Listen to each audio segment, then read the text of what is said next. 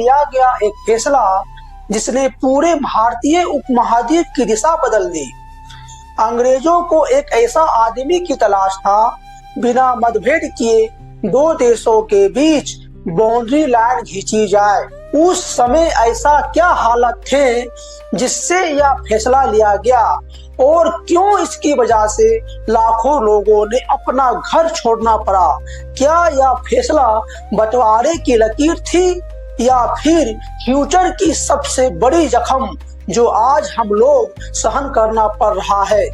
आओ समझाता हूँ इस कहानी के रहस्य को। 1940 के दशक में अलग देश पाकिस्तान की मांग तेज होने लगी थी।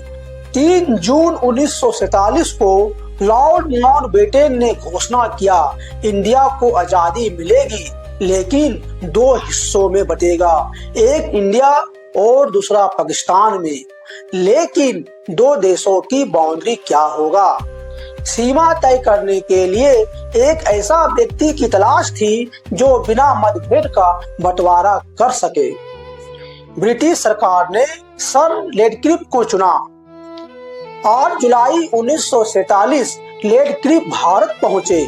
इससे पहले वह कभी भारत नहीं आए थे और भारत की संस्कृति और भूगोल की कोई जानकारी भी नहीं थी। को साथ देने के लिए एक आयोग बनाया गया जिसमें 4 लोगों को नियुक्त किया गया दोस्तों। 2 कांग्रेस से और 2 मुस्लिम लीग से था।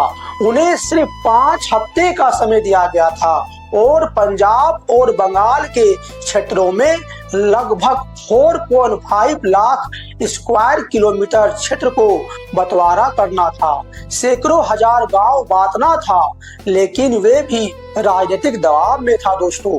केवल पुराने नक्शे और पुराने जनगणना आंकड़े का उपयोग में लिया गया।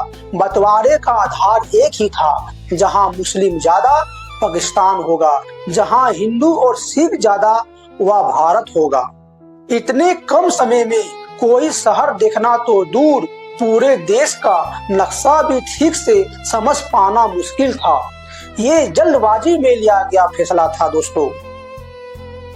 पंजाब और बंगाल के गांवों में तो हिंदू मुस्लिम सिख मिलजुल कर रहते थे, फिर भी मानचित्र पर चलती पेंसिल ने रातों रात लोगों को अलग अलग देश का नागरिक बना दिया।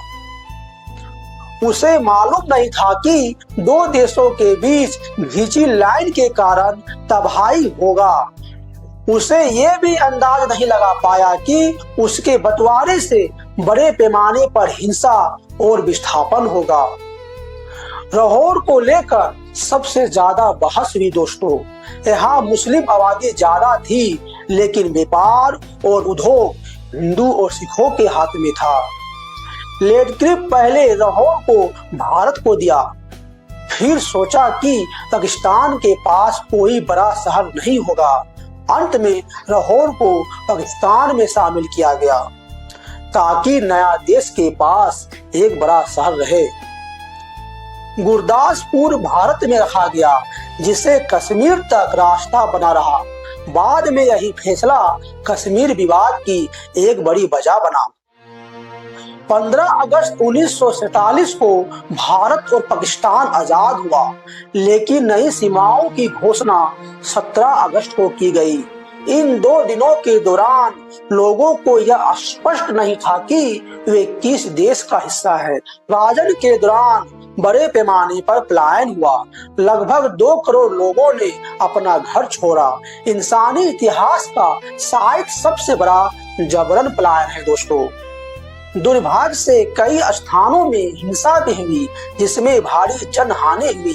ट्रेन से इंडिया से पाकिस्तान और पाकिस्तान से इंडिया जा रही थी, लेकिन इस कठिन समय की सबसे बड़ी कीमत आम लोगों ने चुकाई। महिलाएं, बच्चे और बुजुर्ग सबसे अधिक प्रभावित हुए। इस हिंसा ने रेडक्लिफ को भीतर तक हिला दिया। उन्होंने अपनी तय फीस 2000 पाउंड लेने से इनकार कर दिया दोस्तों। उसके बाद जीवन भर दोबारा भारत लौट कर नहीं आए। वह दुखी मन से कहा कि मेरे पास समय बहुत कम था और कोई रास्ता नहीं था। महापलायन और हिंसा की आग क्यों फैला? क्योंकि लोग डरे हुए थे, गुस्से में थे और प्रशासन तैयार नहीं था, सुरक्षा बल कम थे। इस हिंसा की सबसे बड़ी कीमत चुकाई आम लोगों ने।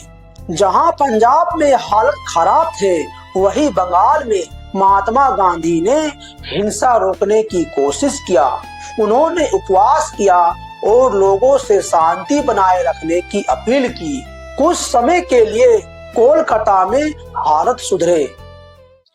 इतिहास में इसे गांधी जी की एक बड़ी नैतिक जीत माना जाता है। विभाजन के समय भारत में 565 रियासत थी। अगर ये अलग अलग हो जाती तो भारत एक देश नहीं बन पाता दोस्तों। इस काम की जिम्मेदारी सरदार पटेल और बीपी मेनन ने संभाली। प्रजाओं को समझाया और धीरे धीरे रियासत भारत में शामिल हो गई। जूनागढ़ के मामले में कुछ अलग बात था। 1947 में जूनागढ़ के नवाब महाबत खान जी इंडिया से अलग होना चाहता था और पाकिस्तान में शामिल होना चाहता था दोस्तों। लेकिन जूनागढ़ में सबसे ज्यादा आबादी हिंदू की थी। इस फैसले का स्थानीय जनता और भारत सरकार ने विरोध करने लगा।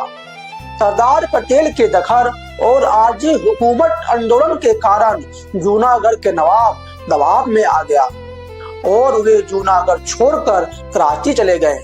20 फरवरी 1948 को जनमत संग्रह कराया गया, जिसमें 91% लोगों ने भारत के पक्ष में वोट दिया दोस्तों। और उसके बाद जूनागढ़ आधिकारिक रूप से भारत का हिस्सा बन गया। अगर सरदार पटेल ना होते तो शायद आज का भारत नक्शे पर छोटे छोटे टुकड़ों में बिखरा होता। जम्मू और कश्मीर को पाकिस्तान अपने तरफ शामिल करने के लिए भारत से विवाद शुरू कर दिया, जिसके कारण भारत और पाकिस्तान के बीच 1947 से 1948 तक पहला युद्ध हुआ। 1939 में सीज फायर के बाद एक रेखा तय हुई जो आज LOC के नाम से जाना जाता है दोस्तों। इसका नतीजा यह हुआ कि 1965, 1971, 1999 में कारगिल युद्ध हुआ। आज भी LOC पर अशांति रहती है। आज भी हमें 1947 की घटनाओं की याद दिलाता रहता है। रेड क्लिफ लाइन एक सीमा नहीं थी, यह इतिहास का एक बड़ा फैसला था। 1947 का विभाजन बहुत दर्दनाक रहा, लेकिन उसी समय भारत को एकजुट करने का काम भी हुआ। अगर उस समय फैसला अलग होते तो आज भारत शायद अलग दिखता। यही है रेड क्लिफ लकीर की असली कहानी। यदि हमारे एनालिसिस से आप लोगों को जानकारी मिला है तो हमारे चैनल सुभाष एनालिसिस को सब्सक्राइब करें। थैंक्स, मिलते हैं नेक्स्ट वीडियो।